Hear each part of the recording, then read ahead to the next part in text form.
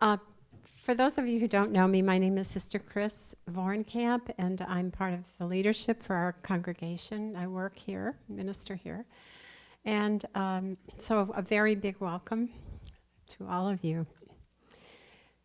So I'm going to let JohnAlan speak for himself, about himself, but I would just like to share my experience of JohnAlan, because we've worked together in various ways now for about 4 years. It's been a privilege to work with him. We began at the initiation of Reverend Clyde Brooks, who's also here today, who came to the Sisters of the Living Word, and we initiated about 4 years ago this something called Bridging the Black-White Divide. The purpose was to be proactive in race relations in the northwest suburbs. We hosted breakfast conversations with civic and pastoral leaders, and some of you may have attended that. And after 4 years, we're grateful to see some seeds sprouting. You know, it's not a quick fix thing, but the seeds are sprouting here and there. We met with civic leaders, church leaders, the media, and other areas. And we're just a small part of all the efforts that are going on to make that happen and realize it in our area. And as we remember Martin Luther King these days, it was the vision of the beloved community that he had, that one day we would all be brothers and sisters in Christ. And I greatly appreciate JohnAlan's insights, his passion, and his faithfulness to stay the course. He was just telling me, Sister, you've got to go to the village hall meetings every Monday evening because things are happening. And he's there.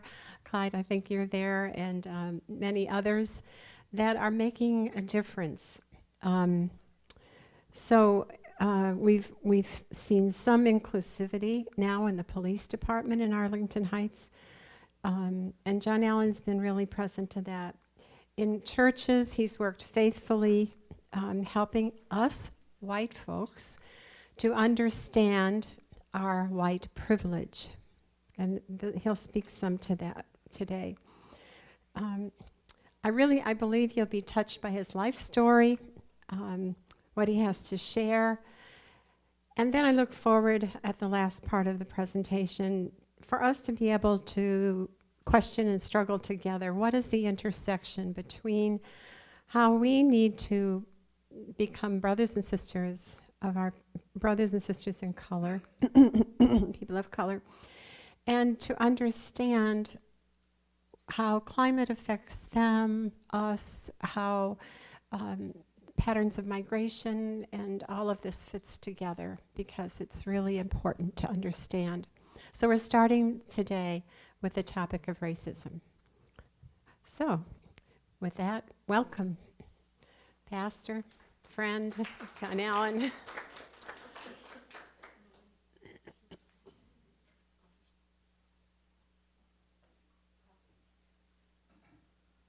Oh, thank you, Sister Chris.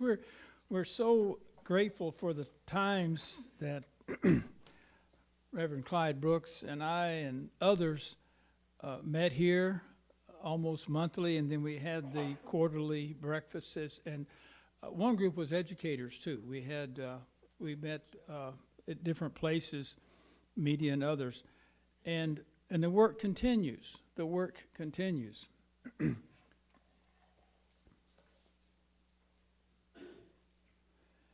Well, I'm really glad to be here. I feel like I'm among friends. This is a familiar space. I've been here, I'm not sure a dozen, but a number of times. And I'm glad for you to come and to honor your courage, to come and talk about a sensitive subject because you want to know more about it. Well, I've described myself, and I continue to describe myself as a recovering racist.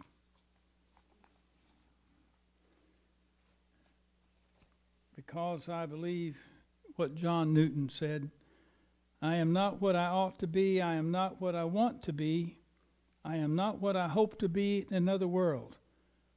But by the grace of God, I am not what I once used to be.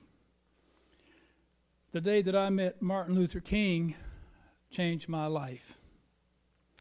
I grew up in Jim Crow South, Mississippi, North Carolina, and Oklahoma.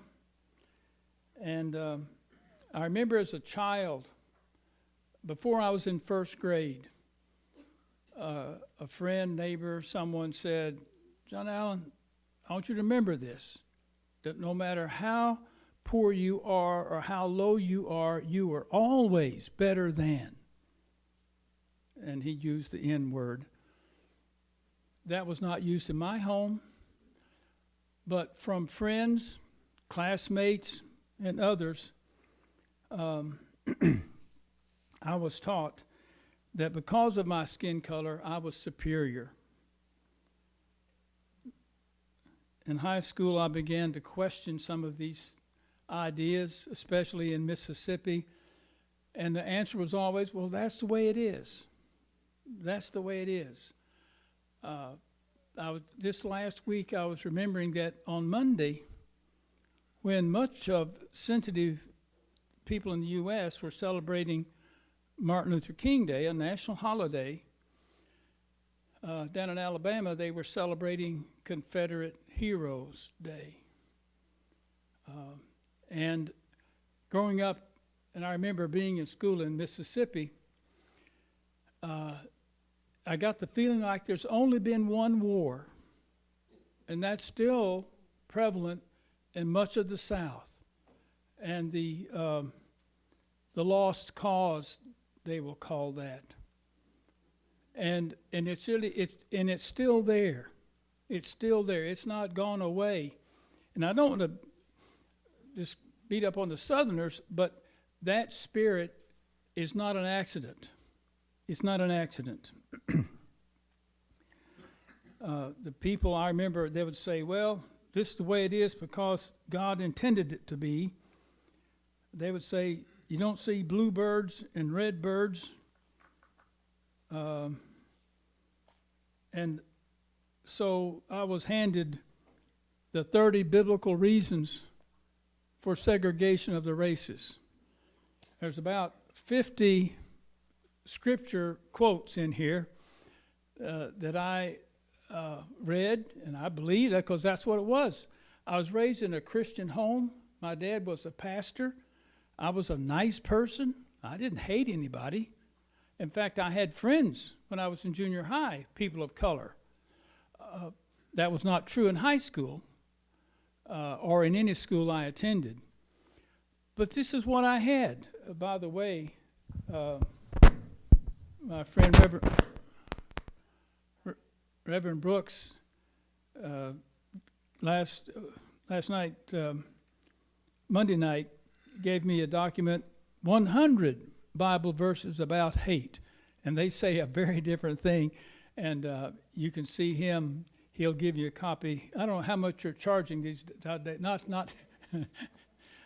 And I can leave this with Sister Chris if you want to make a copy of it, of really what the Bible is saying, not what it's proof texting and what people they think it can say.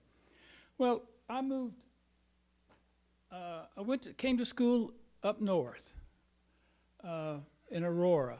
It was then called Aurora College. It was founded as a Christian liberal arts school. And I had never been there, but I came up, and then the first thing they did was say, here's your roommate, Ralph. Ralph's skin color was not like mine.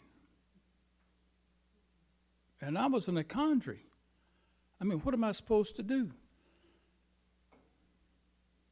And I can't describe that any clearer than it was confronting all of that I had been taught, either directly or by osmosis. You just pick this stuff up just by being around. And I asked Ralph, I said, Ralph, are you a Negro? Because I didn't know, maybe I wasn't supposed to room with him. I'd object. He said, oh, he laughed. And he said, no, I'm from British Guiana. It's now Guyana. And his folks are from India. So it's dark. So I said, well, that's good. You know. Well, and we're still friends. Ralph lives, even though he came from that warm climate, he and his wife live in Canada for one reason, and that's health care. That's why, I don't know how he endures that cold, because we almost froze to death when we were in school. And I always felt in those years at Aurora that I wasn't as good as my other friends.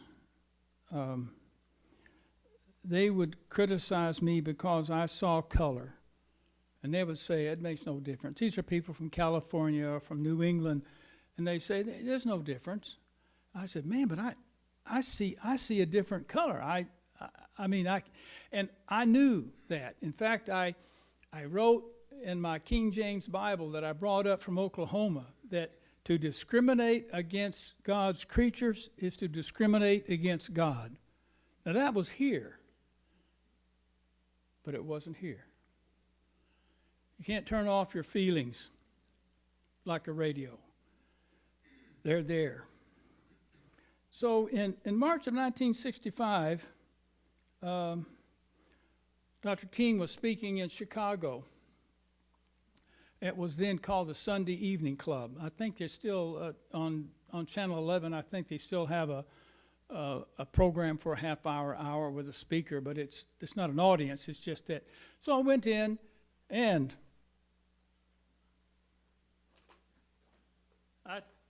I took my 30 biblical reasons for racism. I said, okay, I'll see what this guy has to say. All of the news clips would show was there'd be trouble. I said, I don't know, but everywhere he goes, it seems like a riot breaks out. So what's this person doing? And I was told in school that he was an agitator. I later learned, well, anyway, he was an agitator. So I said, I'll find out. So I go in, it's a worship service. I thought it'd be a fiery lecture condemning things. Now, some of you will remember that in March of 1965, the first Sunday was called Bloody Sunday. It was when the marchers tried to cross the Edmund Pettus Bridge and were met with violence from the state police, not the local police, the state police doing that. And they said, well, come and see. And I think in the lectionary this last week or two, you have the disciples talking to each other before they were part of Jesus' team. Well, come and find out. And I said, okay, I'll go. I went reluctantly, but I went. And he didn't talk about Selma. He didn't talk much about the civil rights movement. He preached a sermon about the height and depth and width of God's love. And somewhere in that sermon, I felt a volcano of crap, of race stuff, just come out.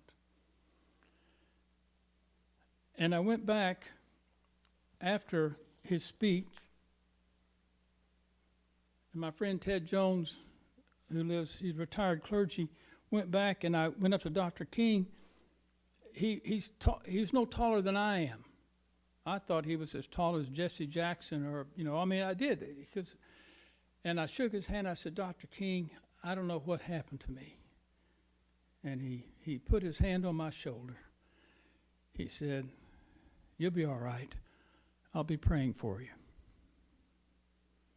And that's made the difference from that day to now. It was an overwhelming experience. It was so powerful that I didn't sleep the rest of that week. And on the next Sunday, I was at Selma crossing the Edmund Pettus Bridge. When I called home The college said you have to get permission from your parents to go. My mother answered the phone, and she said, well, sure. And she said, it's a good thing your dad didn't answer the phone. He would have said something very different. I went home to Oklahoma, and Dad and I would sit and talk for hours. Two people who trusted each other, two people who were ministers of the gospel. And finally, several years later, not long before he died, he said, JohnAlan, I'm proud that you represented our family at Selma. People can change. It's possible that that can happen. So I've worked on my own to break down some racial barriers the last 50-some years. And we still have the great divide. Song that's often sung in the black church. We've come a long, long way by faith, leaning on the Lord. And I have, and we have. But we're not there yet. I believe racism is a white problem. I grew up thinking that it was a Negro problem before we began to use other language. But it's a white problem. There are people of all colors who do hateful things. But racism is something that we created. And when I say we, I'm talking about people of faith.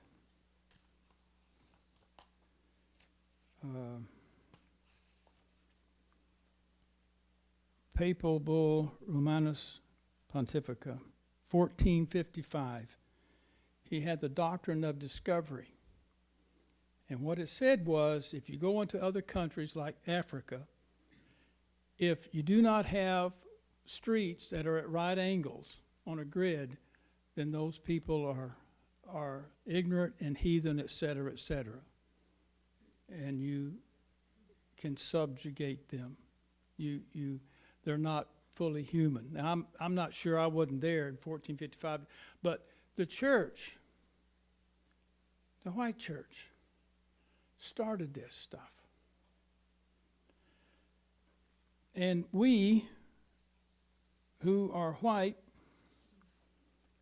can make a difference, and we can change it. Racism is not about feelings, although they're there. But racism has to do not with whether you like somebody or not.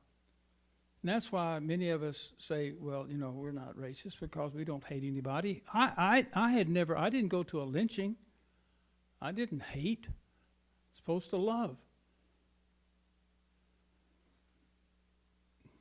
But racism is an economic problem.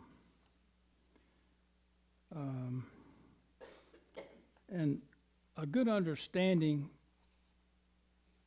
by Iojima Ulo, so you want to talk about race.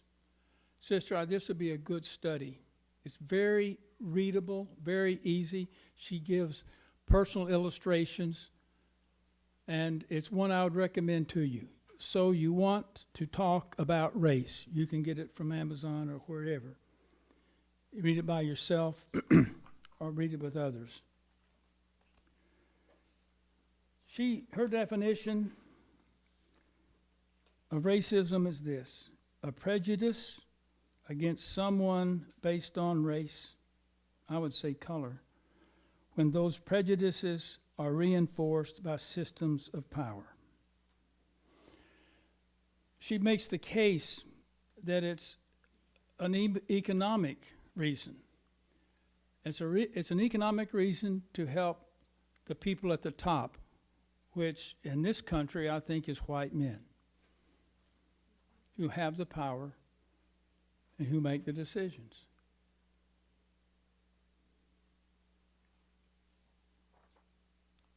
It affects our lives. But see, systems can be changed. It's not about how you feel. There are numerous school boards, all-white school boards, that have made decisions, not because they were hateful people. They just didn't get it. They just didn't see. They didn't understand. And they didn't try to understand. Didn't try to get educated. Try to be listening to people unlike themselves. The simple definition that I use is it's prejudice plus power. You know, that I seldom saw blatant hatred when I grew up. People were nice. They would talk about their maids or their helpers, but they would talk about it in such a way that we would talk about a pet, and I can't describe that. They'd say, well, him and his so-and-so going so-and-so. They'd use the N-word. It would be like saying, well, he and his dog, they went over to see so-and-so. And it was that kind of nuance that said people are less than human. So that's why it's so easy to discard. And our government said that at one time. There were only 3/5 because there were more black people than white people in some counties in the South. And if you took a vote, they could see what could happen. And that, friends, that's still going on now.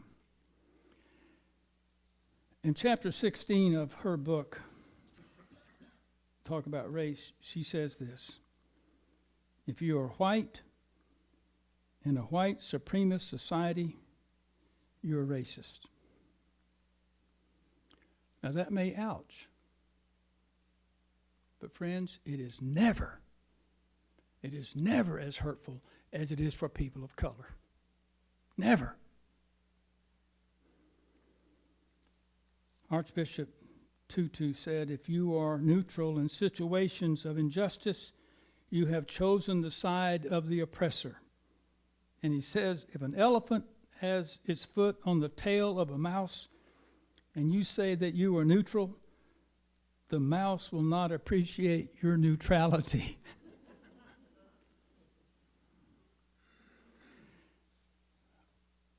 We who are my color, and I will say especially people of faith, we have work to do. We have work to do. Sister Chris mentioned about Monday nights, the first Monday of the month. We are at the Arlington Heights Village Hall. Up until December, there was not one person of color anywhere in the 400 people or so in the police department. We're not talking about sworn officers, we're talking about anybody. But through Reverend Brooks's help, giving them viable, well-equipped candidates, they hired a person of color to be a community service officer. But there's other departments in this town, and you who live in Arlington Heights or not need to show up there. All you have to do is stand up for 3 minutes while one of us makes a statement, and we'll keep doing that. What can we do? Get educated, and I think I have a list in a few minutes we'll distribute of things you can do. His letter from a Birmingham jail is a wonderful statement, and as you know, it indicts the white pastors, not the Ku Klux Klan, not the Citizens Council, not all those. No, he was talking about that. I had friends who tried to worship at a Methodist church in Jackson, Mississippi, and the police were there, took them to jail because they were with a chaplain who was black. The church is implicated in this, and those of us who are part of the faith community need to own that. In addition to, you want to talk about race, there's another book. This is analysis, White Fragility, why it's so hard for white people to talk about racism. And it's very readable, very good. It'd be another good study. I know the churches are doing that study now. Next month, February, I think it's Tuesday the 21st on WTTW, I think at 7 o'clock, will be a movie called The Long Shadow. We showed this a year ago here at the library. It's a documentary of slavery and the director, her ancestors were Virginians and wrote those kinds of laws about people of color. It'll be at 7 o'clock on the 21st. I'm hoping that Sister can arrange a group to see it here, and you can talk about it. And it's February 21, and then on February 22, it's shown at 2 a.m. and 10 a.m., but also at 4 p.m. So we'll try to send information out about that.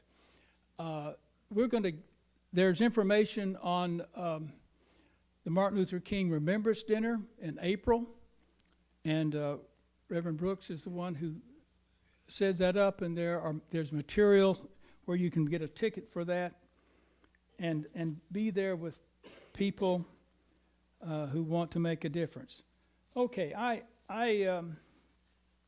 can talk more about white privilege and a lot of other stuff, but I'd rather let you talk to each other about what you remember what I said or what you didn't like what I said, and I'll answer some questions. One of the things you're going to be receiving is it's like a flow chart.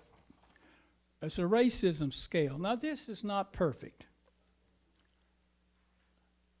but if you believe Lahu's statement about being white in a white supremacist society, and in my opinion, Arlington Heights sure fits that bill, then you can, where are you? And there's no test. Nobody has arrived. We will never, this side of glory, get perfect in this. But we can sure do more than we're doing. We can certainly think about, engage, and especially if you find a willing person of color to be honest. Your hearts may touch and your lives can be changed. Thank you very much.